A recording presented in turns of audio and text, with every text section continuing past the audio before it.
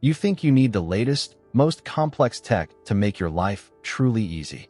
You believe those shiny, packed full gadgets are actually fixing your biggest problems.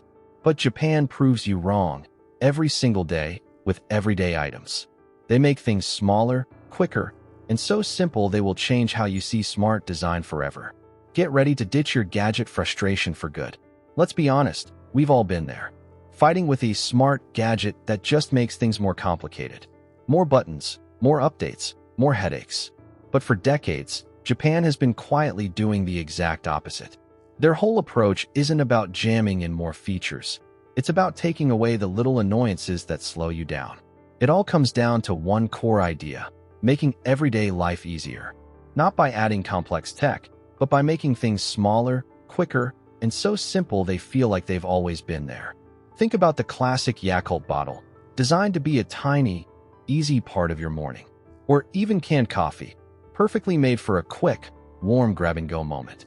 It's a masterclass in focusing on what actually helps people, and we're about to break down exactly how this simple thinking creates some of the most genius products you'll ever see. So, why are so many of our smart gadgets so dumb? It's because most tech companies are stuck in a race to add more. More features, more buttons, more settings you'll never, ever touch. Your smart TV remote looks like the cockpit of a 747, but you just want to turn up the volume. Your new app has 50 functions, but finding the one you actually need feels like a scavenger hunt. Companies are so busy adding features, they forget to ask the most important question. Does this actually make someone's life easier? This is where the Japanese approach completely changes the game. They don't ask, what can we add? They ask, what frustration can we remove? Let's look at the home bread maker, first developed in Japan. On the inside, it's an incredibly complex machine, but for the person using it, it's dead simple. When Panasonic's engineers designed it, they didn't just build a hot box with a mixer. They spent months painstakingly studying the exact hand movements of professional bakers, the kneading, the stretching, the timing. They figured out how to automate 1,000 tiny, difficult steps, and then they hid all that complexity behind a single button. They didn't give you 20 different settings for knead intensity or yeast activation curves. They asked, what's the real problem here? And the problem was simple. People want fresh, delicious bread without spending all day in the kitchen. So they solved that. They did all the hard work for you. You see this thinking everywhere. In Japanese vending machines, hot and cold canned coffee often sit side by side. To avoid confusion, they use color-coded packaging. A tiny, brilliant idea that removes a moment of friction. No app, no QR code, just a simple, thoughtful fix. It's the same reason emojis were invented. Text messages felt cold and lifeless.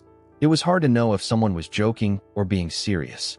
So Shigetaka Kurita created a simple set of images to solve that one universal problem, adding human emotion back into our conversations.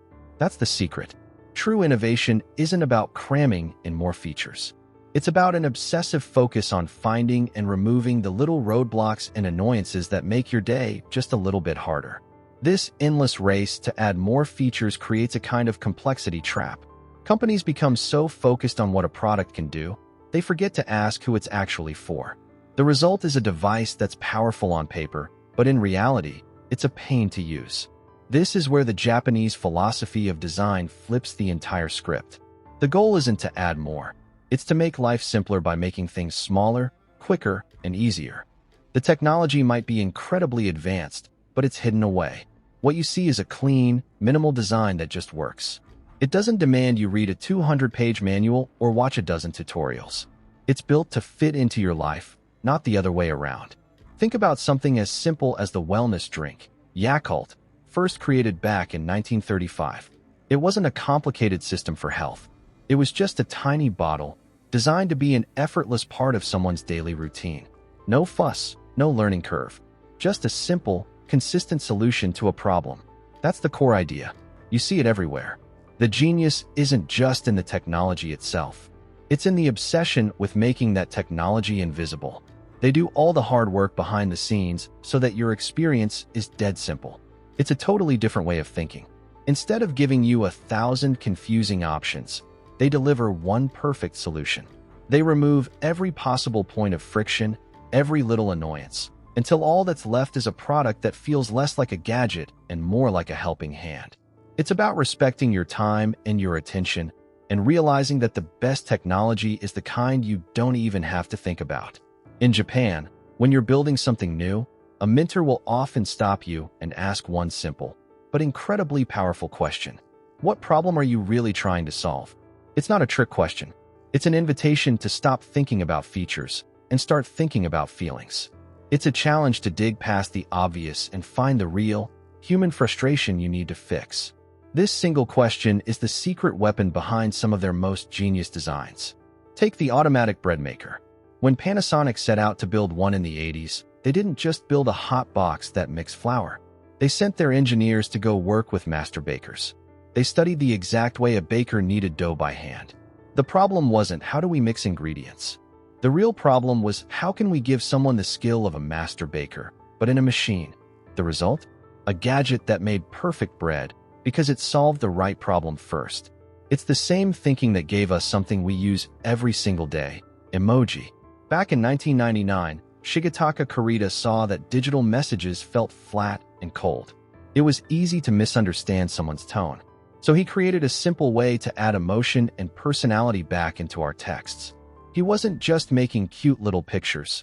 He was solving the problem of clumsy in human communication. And this goes way beyond just gadgets. You've probably seen those super realistic plastic food displays outside of restaurants in Japan. They started because the menus were often confusing. The solution was dead simple. Just show people what they're going to get. No confusion, no friction. Just an instant answer to the question, what should I eat? Whether it's a high-tech bread maker or a simple piece of plastic, the goal is always the same. Find the point of friction in someone's day, that little moment of doubt, effort, or confusion, and completely erase it. They do all the hard thinking up front, so you don't have to think at all. So, what's the real lesson from Japan? It's not about flashy features or the latest tech. It's about a deep commitment to asking one powerful question: what problem are we really trying to solve? This simple mindset is how they make things so genius. Their everyday objects don't just work, they smoothly blend into your life, making things easy.